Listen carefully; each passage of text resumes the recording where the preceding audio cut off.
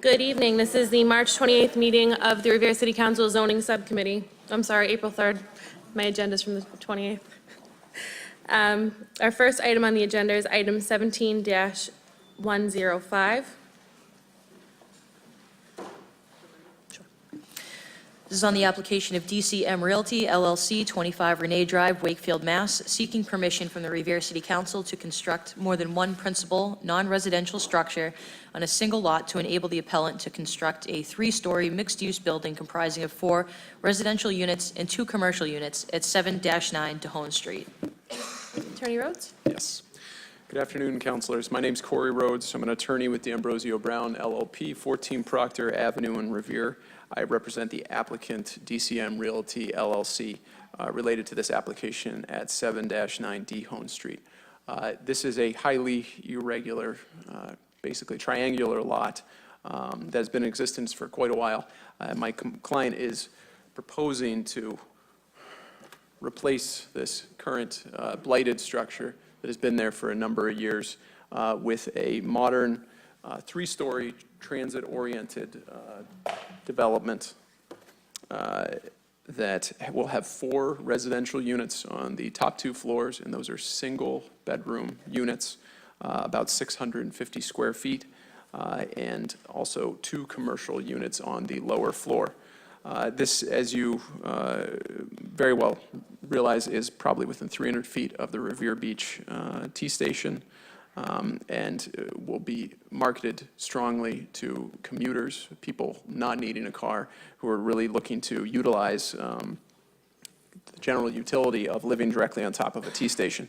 The lower level, these 2 commercial spaces, were something that we're really making a part of this square that's formed with Centennial Avenue to really activate the streetscape and get people out in their community and just enjoying this what's going to be a very nice section of Revere very soon. And be happy to answer any questions you have and ask for your support. Awesome. Thank you, Attorney Rhodes. So I will open it up to councilors for any questions. I saw Councillor Keefe first, so I'll start down there and work my way. Thank you, Madam Chairwoman. Mr. Attorney Brown, thank you for bringing this up in front of us. Just wanted to not clarify, just wanted to reemphasize, it's only going to be a total, even though it's 3 stories, it's only going to be a total of 4 single unit, almost considered micro units. Correct. And 2 commercial spaces from Exactly. and just to again clarify, if this wasn't prior a 2-family dwelling, typically a 2-family is going to have sometimes upwards of 5 bedrooms. And these are usually a 2 and a 3. And we know that those types of projects, apartments, usually bring upon families or many kids that are potentially put into the school system and take some burden into the neighborhood or the infrastructure, whatever it may be. But the 4 micro units will probably end up being a lot of single, hopefully high income earners that would be able to utilize these units. Am I correct in thinking exactly. That? That's in meeting with Councillor Novoselsky. This is something he was definitely pushing us to do. Didn't want to see 2 bedrooms. Didn't want to see really kind of an area where you could have a lot of families move in. Looking for probably 1 person, single occupant coming in here, commuting into the city to work, and coming back and enjoying, being so close to the beach. So it's almost a net loss when you have 5, probably 4 to 5 bedrooms going to 4 bedrooms, and that's a plus. That's a good way to think about it. Okay. Yeah. Thank you. Thank you, Councillor Keefe. And I will say on this subcommittee are Councillors Keefe, McKenna, Powers, and Zambuto. Councillor Rotondo is absent, and we also have Councillors Giannino, Morabito, Novoselsky, Patch in attendance. So, Councillor McKenna, did you have any? Councillor Powers is not here. Councillor Zambuto. Thank you, Madam Chairwoman. I like the idea of the micro units. You probably wouldn't have my support if you were looking to put a 2-family there. So, because you need the parking, and that area is ripe for these kind of units. And I would hope that your client is going to market this as someone who doesn't have a car. Completely. It's similar to the way the Eastern Equity, that building they're building. Exactly. And that's what I'd like to see, but I'm sure he's going to do a great job, because my colleague to my right told me he did a great job down in Ward 6, and so we're very hopeful, and I'm supporting this. Thank you. Thank you. Thank you, Counselor. Counselor Guanasso. Corey Rhodes stated that this is a TOD district in reference to parking. There's no requirement for that? To be clear, this is a little outside of the TOD zone, but those kind of principles, when you get so close to a T station, are highly applicable. That this is within 300 feet of the Revere Beach T station, so the expectation is people who would live in this general zone really don't need a car. They would be people that are commuting into the city, and then being able to connect through bus lines and the T to really a great deal of areas in the surrounding communities. And the ward councillor has stated he is for that? Yes, he is. No questions. Thank you. Thank you, Counselor. Counselor Morbido. Thank you, Mr. Chairman. As Attorney Rhodes mentioned earlier, Councilor Novoselsky had a meeting in Ward 2 with all the residents within that area. They had an opportunity to state any concerns, suggestions, and not many were brought up. They were actually very enthusiastic about the project. It's designed for a transit-oriented community. If anything, it's uplifting the community, and I think it's a great project. Thank you, Counselor. Counselor Novoselsky. Thank you, Madam Chairman. To everybody, just so you know what's going on, we did have as Councilor Morbido said, we did have a neighborhood meeting this past Saturday in the middle of a snowstorm. And I had sent out 40 emails to local residences that live in the abutting neighborhood, and I actually passed out 75 notices to everybody within the 300-foot area and a little beyond on Centennial Ave, North Shore Road, Dehon Street, and North Shore, those three streets.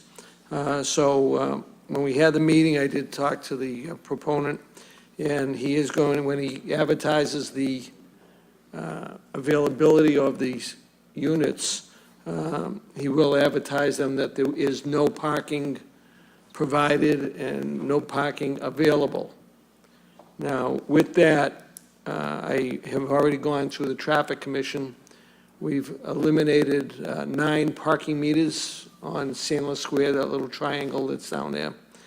And in its place, we've added 2 things: additional resident sticker parking, and to accommodate the businesses in the neighborhood, 1-hour parking.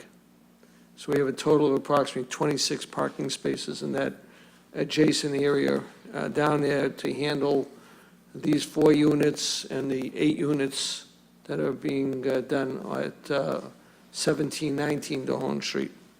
The units are the stated micro units, approximately 600, 650 square feet, 1 bedroom, and they're only going 3 stories high, the same as the existing condo building at 1113 Dehon Street, which was one of my requirements, and I just didn't want a 50-foot building in that block. So everybody seemed to be content. There were some questions, and they were answered, and accommodations are being made, and especially with the people in the condo building at 1113. So it'll be good to get rid of the eyesore that's there. I think it's a lovely building that's going to be constructed. There'll be 1 or 2 commercial units down on the first floor.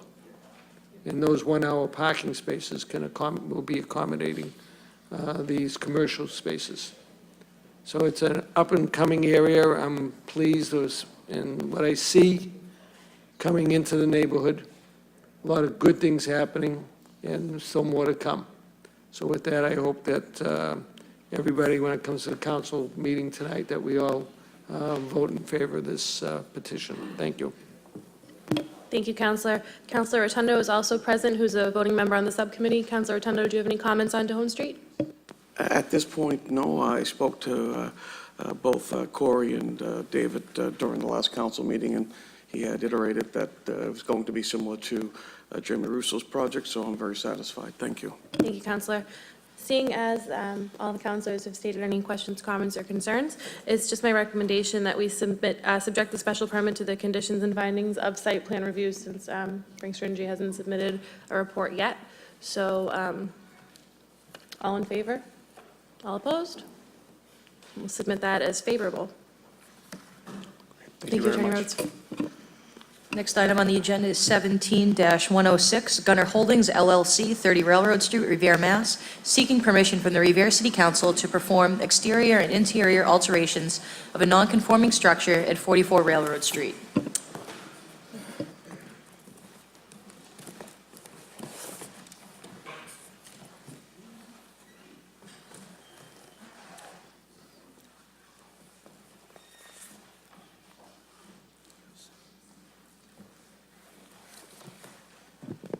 Good evening, Madam Chairman, members of the Zoning Subcommittee and City Council of the City of Revere. As the public hearing that we had just recently with you on March 27th, this is a property owned by Gunnar Holdings LLC, and it seeks to modify a non-conforming structure at 44 Railroad Street in accordance with 1740-030B of our ordinances. This property is 101,000 square feet, 787.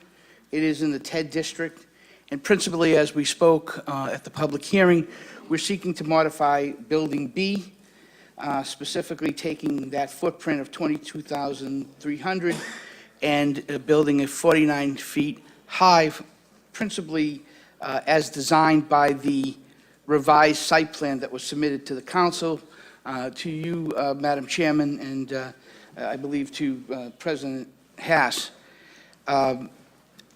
Essentially, in the site plan, in the amended site plan, we tweaked the numbers, and I'll have Matt McGeorge from McGeorge Architects address how we've basically made more accurate the numbers with respect that we intend to put 3 stories in that structure in order to address some of the issues that Mr. McGeorge will outline deficiencies both in the code and in the structure itself.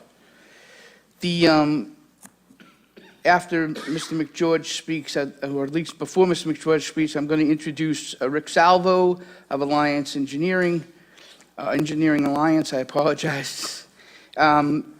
He's going to give you a review of the site plan that has been revised since the last time your honorable body had a chance to look at it.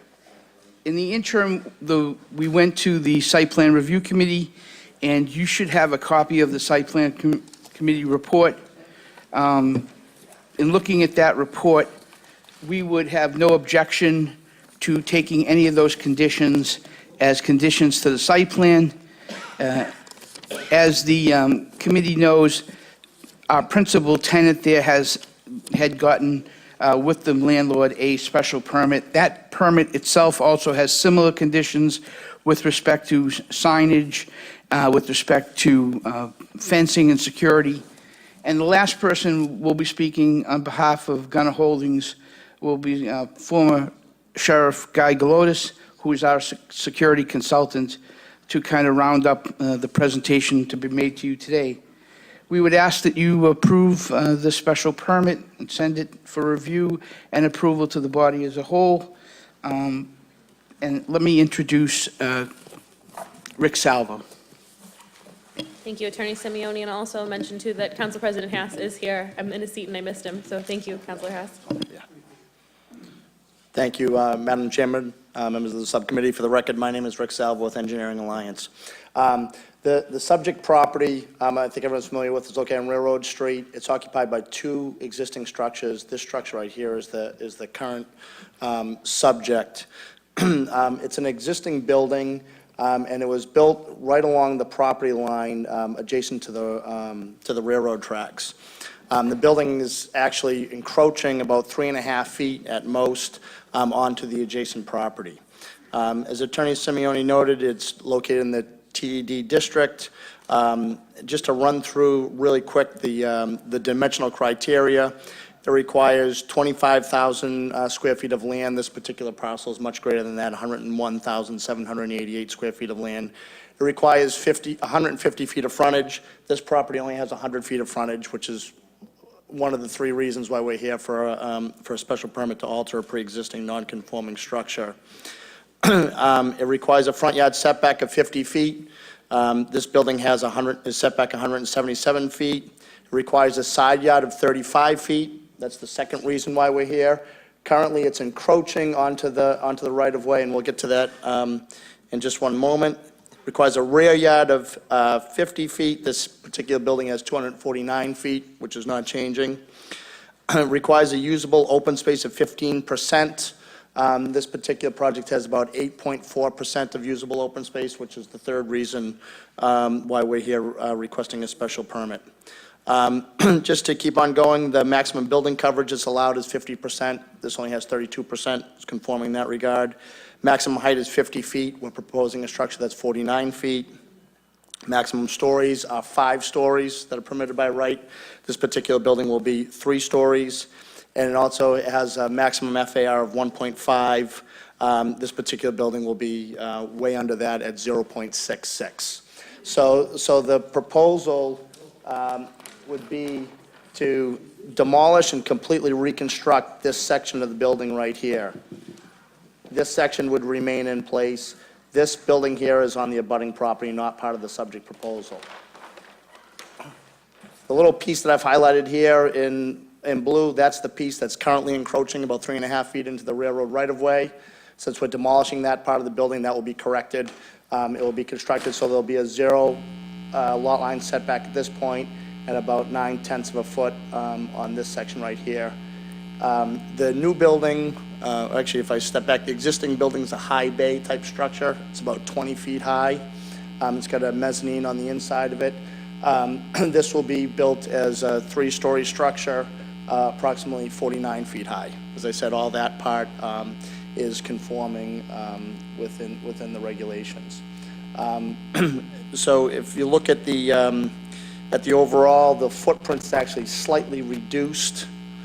So it's actually slightly less non-conforming in terms of the open space and that sort of thing, but unfortunately it's not enough area to really make a sizable difference. So that's the reason why we're here before this board, is to alter that pre-existing non-conforming structure, where it's an existing building. A lot of that criteria exists and is sort of out of our control. So I think at this point, I would turn it over back to Attorney Simeone for.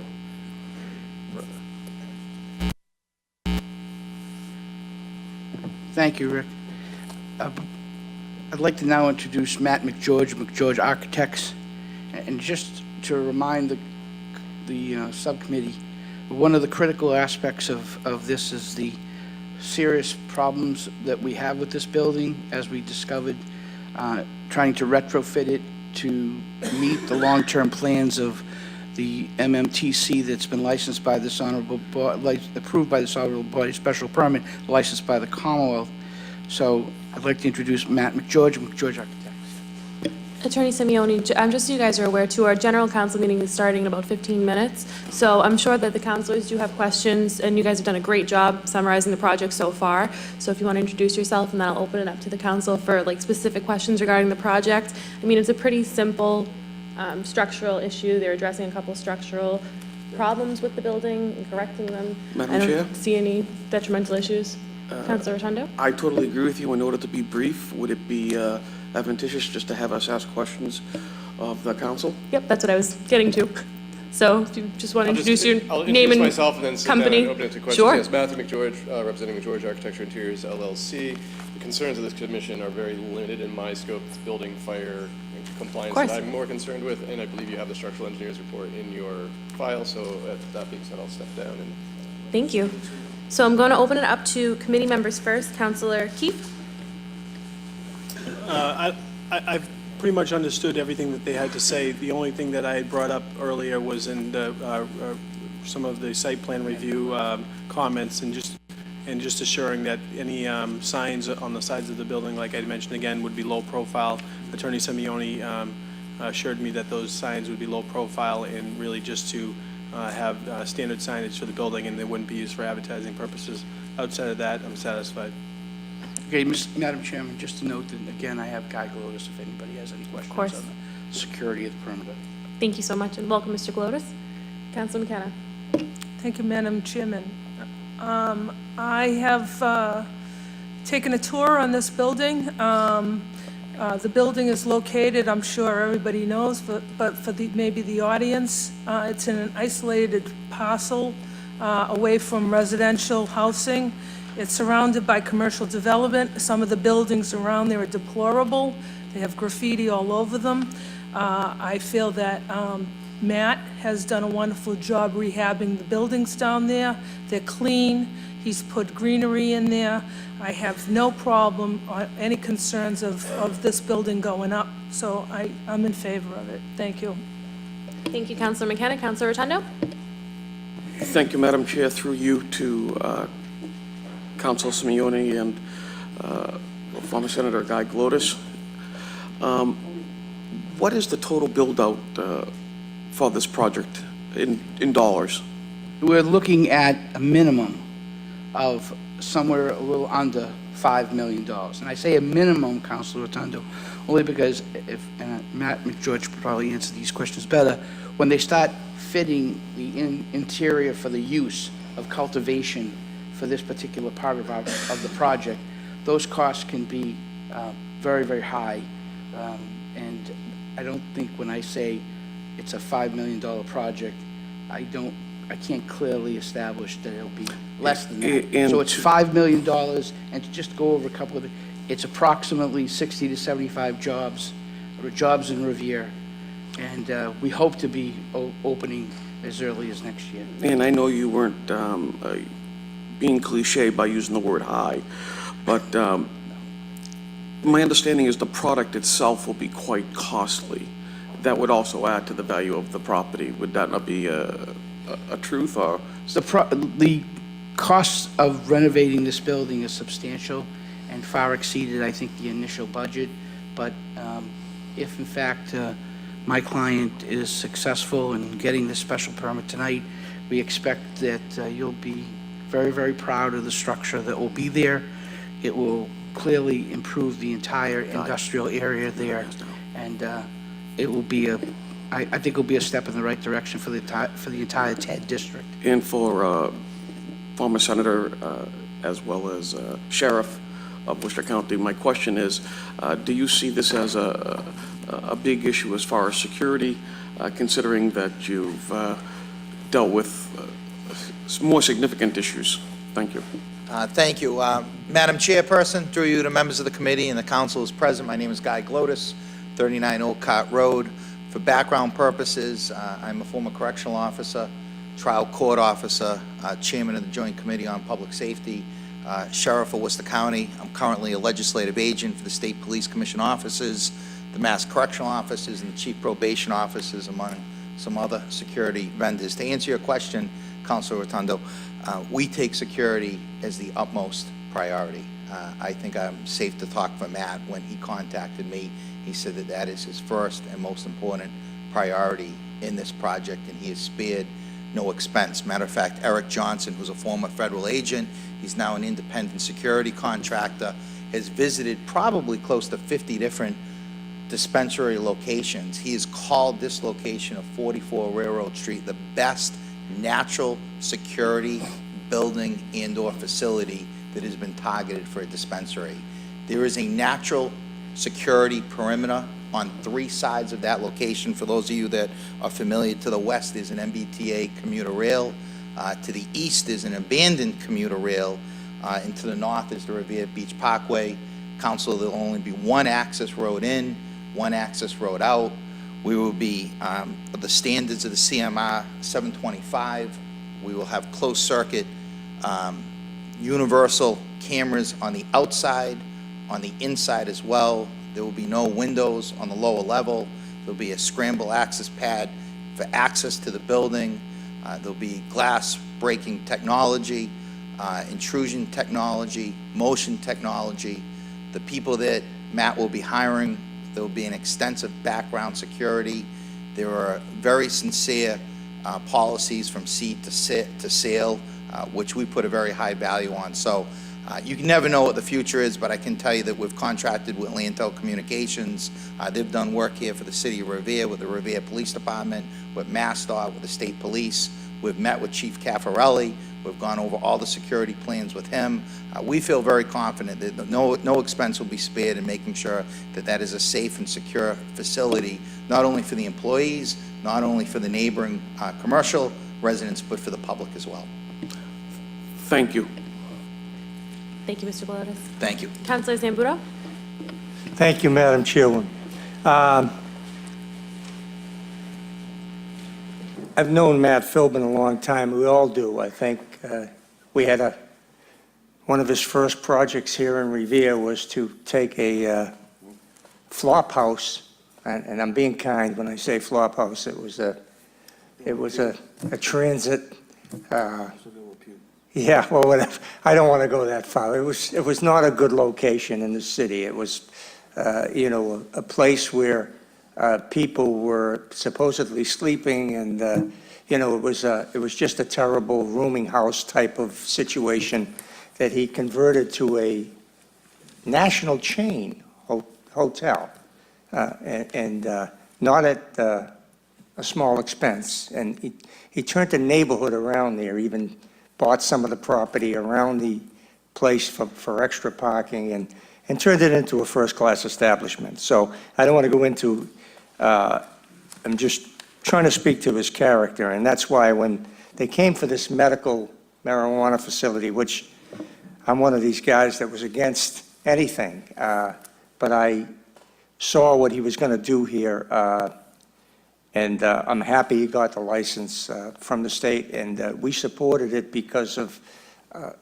the people he surrounded himself with, the board, people like Guy Glodis. You couldn't have anybody more of an expert in security, and first-class people. And so I'm totally comfortable, and as my colleague from Ward 1 said, just what's there now has refreshed the area from a blighted dump to a nice-looking area. And I know with another $4 or $5 million put into the construction of this building, it's certainly going to be pristine. And Mr. Glodis said it, there couldn't be a better location in the city for a facility like this. So I'm going to support this wholeheartedly, and I hope my colleagues will. Thank you. Thank you, Councillor Zambuto. Are there any other councillors that have any comments before I read the conditions from site plan review? So this special permit will be subject to the conditions and finding of site plan review, which the applicants already agreed upon. The first one, and I'll sum them up, is a sewer and water connection, must be obtained by the DPW. The second is a parking lot shall be cleared of all trucks and trailers and shall be stripped for 88 parking spaces, including 4 handicap spaces. The site shall include pavement markings for a designated driveway and entrances for two-way traffic. The entrance drive should include signage designating an exit and an entrance. Fencing shall be installed around the perimeter. The site shall be appropriately illuminated. Both interior and exterior security cameras shall be installed, and the final plan shall be reviewed by the fire department, and fire detection system shall be installed. And again, that's just a brief summary, but I know all the councilors do have copies of these findings in their packet. Anyone have any questions or comments now that that has been added? Madam Chairman, just so you and the council know that when Matt Philbin and I met with the site plan review committee, that we made sure that they reviewed not only their proposed site plan conditions for this permit, but also to compare them and make them, fit perfectly with the previous site plan conditions with the MMTC. Thank you, Attorney. They're consistent.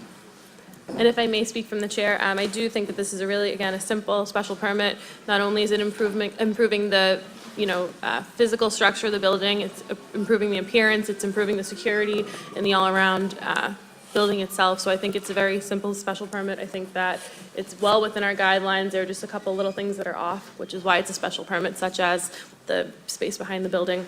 So I'm definitely in support of it. At this time, I'll call a roll call for voting members. Councillor Keefe? Yes. Councillor McKenna? Yes. Councillor Powers is absent. Councillor Rotondo? Yes. Councillor Zambuto? Yes. So this will be reported out favorably to the city council as a whole. That will start in just a few minutes, subject to the conditions and findings of site plan review. Thank you for Thank your you very much, presentation. Madam Chairman, members of the board. Thank you. This concludes the zoning subcommittee meeting. Thank you.